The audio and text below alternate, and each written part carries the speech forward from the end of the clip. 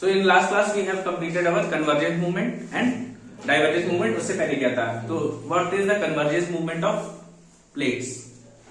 बताएं भैया। जब भैया प्लेट्स एक ही डायरेक्शन में मूव करती हैं और सबट्रैक्ट हो जाती है, उसे कन्वर्जन मूव कहते हैं। Well, it is also known as sinking convection when two plates are moving in the same direction. One of them, which is denser one, goes down to asthenosphere and melts. फिर उसके बाद क्या होगा? Then they rise again. They will melt and lighter asthenosphere magma will rise up and denser will sink down, and this will create volcanic peaks inside ocean, or if they rise above the ocean, it will tend to formation of island. And one more thing, if the two plates are converging together, they will also form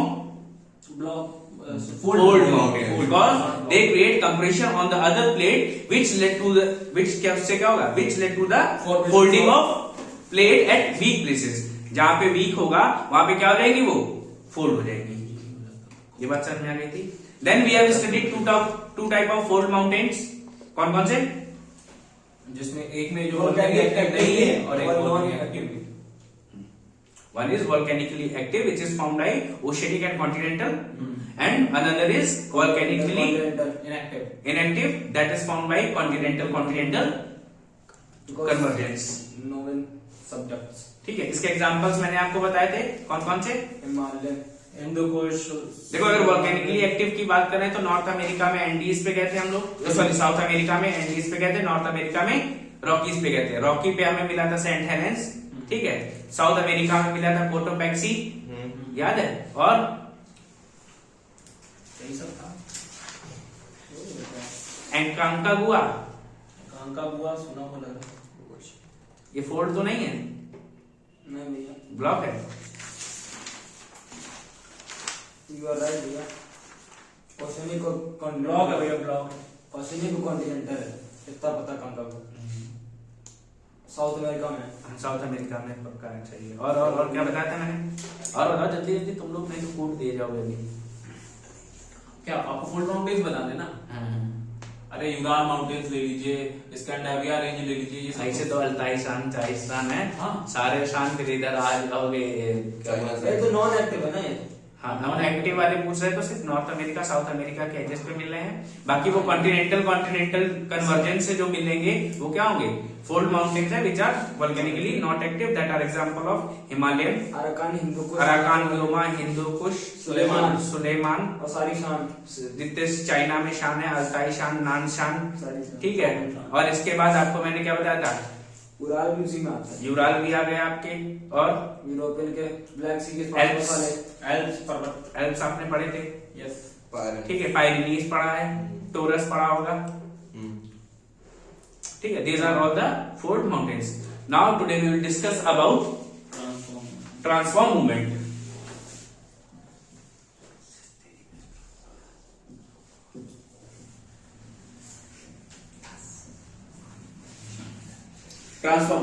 Basically, what is the transform movement? We have discussed about two type of transform movement. That one in which the plates are completely moving opposite to each other due to asthenosphere convection. ये बात तो समझ में आ रहा था ना? क्या होगी? दो प्लेट एक दूसरे के अपोजिट जा रहे हैं ड्यू टू asthenosphere convection। एक ऐसे है तो एक ऊपर जा रही है, एक नीचे जा रही है। And another can be when the plates are moving in same direction, but they are due to difference in speed, they are relatively in opposite direction. भैया है क्या? दोनों लोग तो दौड़ रहे थे साथ में, हम लोग एक ही डायरेक्शन दौड़े, लेकिन क्या हुआ? तुम तेज दौड़े, मैं धीमा दौड़ा, तो मैं तुमसे क्या जा रहा हूँ? पीछे जा रहा हूँ। तुम क्या देख रहे हो? मैं पीछे जा रहा हूँ। आई एम रिलेटिवली, मैं तुमसे अपोजिट डायरेक्शन में जा रहा हूँ। तो टू काइंड्स ऑफ मूवमेंट मैंने आपको बताया, ट्रांसफॉर्म में। ये बात समझ में आ गई थी? Now we will discuss about transform movement from continental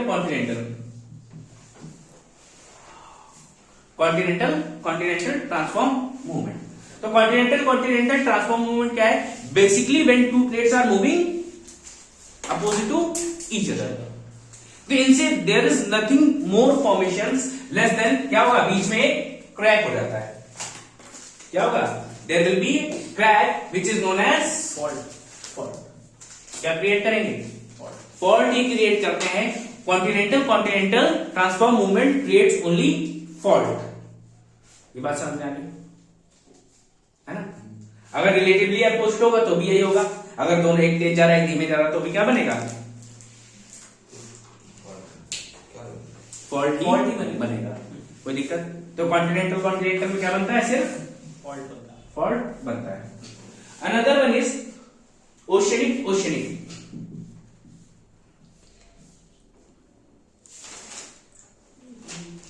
oceanic oceanic में भी देखो कैसा होगा? ट्रांसफॉर्म मूवमेंट होता है। Suppose that there are two plates हैं, एक इधर है एक इधर है।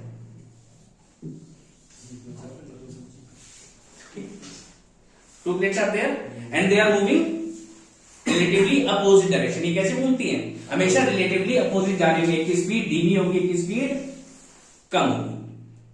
ये बात समझ में? रिलेटिवली अपोजिट मैंने बोला ना, मतलब they are moving the same direction. Same direction में जा रहे होंगे, आगे जाएगा एक पीछे जाएगा। They will create tracks like this, perpendicular direction बनेंगे जिससे हम MOR रिजेस बनाते हैं। आपको देखो बताया होगा, mid Atlantic ridges, mid Pacific ridges. These ridges are formation of oceanic oceanic transform movement. ये बात समझ में आ गई? दोनों नोट करो, फिर इसके बाद तीसरा बता देते हैं। तीसरा कौन सा है? ओशनिक और continental. Continental, there is no such formation possible. There is this formation is not possible. भाई कन्वर्ट देखो, इसके लिए कंडीशन क्या है कि भैया दोनों जो है ओशनिक मार्जिन और कॉन्टिनेंटल मार्जिन एक ही जगह बननी चाहिए थी। तो भैया डाइवर्जेंस में मैंने क्या बताया था? They can not form simultaneously at a same place. भाई अगर एक मैग्मा है तो उससे एक टाइप का ये मैग्मा निकलेगा। ये बात समझ में? एक वॉल्केनो है तो उससे एक टाइप का मैग्मा निकलेगा, या तो ओशनिक बनाएगा या कॉन्टिनेंटल बनाएगा। ये बात तो समझ में आ रही है? तो जब एक बनाएगा तो मतलब दोनों कभी एक साथ बन ही नहीं पाते हैं। In such way oceanic and continental transform movement is not possible anywhere on earth. ठीक है, ये बात समझ में आ गई? तीनों में कोई दिक्कत नोट कर लो। अच्छा देखो, अब ये जो आपके कॉन्टिनेंटल ट्रांसफॉर्म के एग्जांपल आप लिखोगे, जिसका है San Andreas fault in California.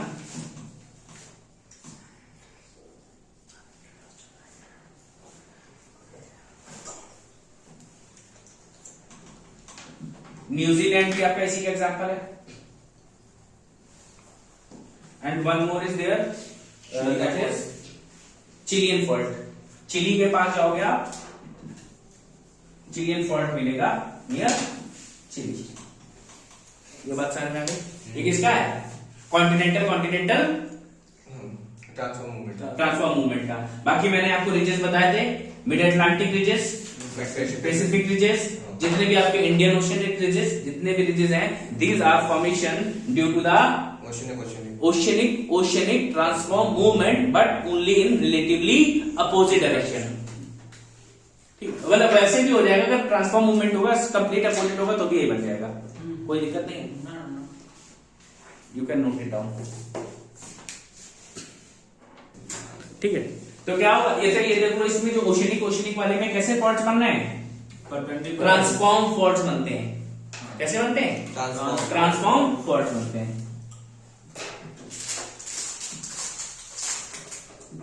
ये बात समस्या कोई जहां तक भाई सीधे मैंने आपको एग्जाम्पल बता दिया। दो लोगों को जूते बांध के एक ही डायरेक्शन में दौड़ाओ, अगर एक धीमे दौड़ेगा तो क्या होगा?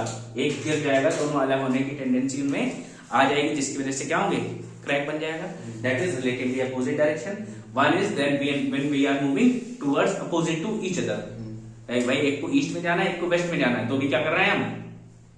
That is also a transform movement. You can note it down.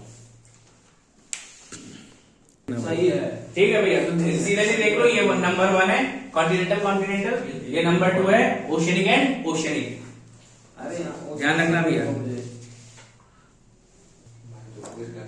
अब देखो, आपने क्या किया? 3 टाइप्स ऑफ मूवमेंट पढ़े आपने। कौन कौन से मूवमेंट पढ़े भैया? कौन कौन से मूवमेंट पढ़ा? ये अभी वाले में पूरे अभी तक 3 क्लासेस हो गई, 3 कन्वर्जेंट और ट्रांसफॉर्म। तो आपने सबसे बड़ी क्या क्या चीजें बना डाली? हमने रिजेस बनाए भैया, फोल्ड माउंटेन्स बनाए, ब्लॉक माउंटेन्स बनाए और रिवर्स सीज बनाए। ब्लॉक माउंटेन से ही और अभी ये फॉल्ट बना दिए बड़े बड़े रिजेस मिड अटलांटिक रिजेस बना दिए मिड ओशियनिक रिजेस और एग्जांपल और और भैया वोल्केनिक पीक्स बनाई ओशियंस बनाए हैं, ओशियंस बनाए ओशियनिक फ्लोर बनाया भैया ओशियंस भी बने हैं।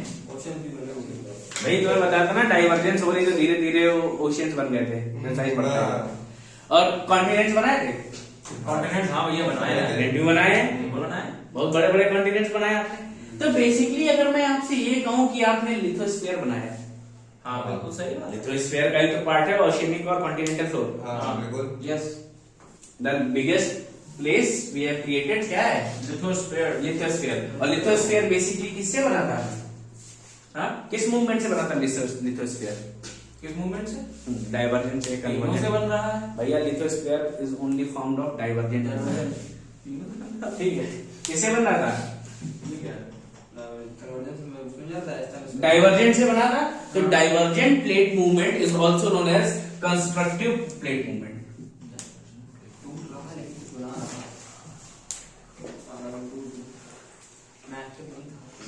भैया जो डाइवर्जेंट ने क्या किया था, बड़े बड़े कॉन्टिनेंट्स बनाए थे, इसलिए इसका नाम क्या है? और एक कंस्ट्रक्टिव प्लेट मूवमेंट भी इसको कहा जाता है, या क्या कहते हैं? कंस्ट्रक्टिव प्लेट बाउंड्री भी कभी कभी इसको बोल देते हैं। मूवमेंट के साथ साथ क्या बोल सकते हैं?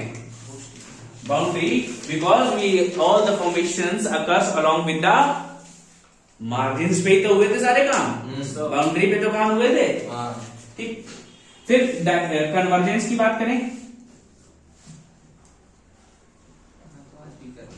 कन्वर्जेंस में क्या हुआ था भैया? आपके पास याद है बहुत बड़ा ओशियनिक फ्लोर था। ओशियनिक फ्लोर छोटा होता है, छोटा होता है, छोटा होता है। बड़ी चीज तोड़ के हमने 2-4 अगर फोल्ड माउंटेन बना भी लिए तो क्या उखाड़ लिया?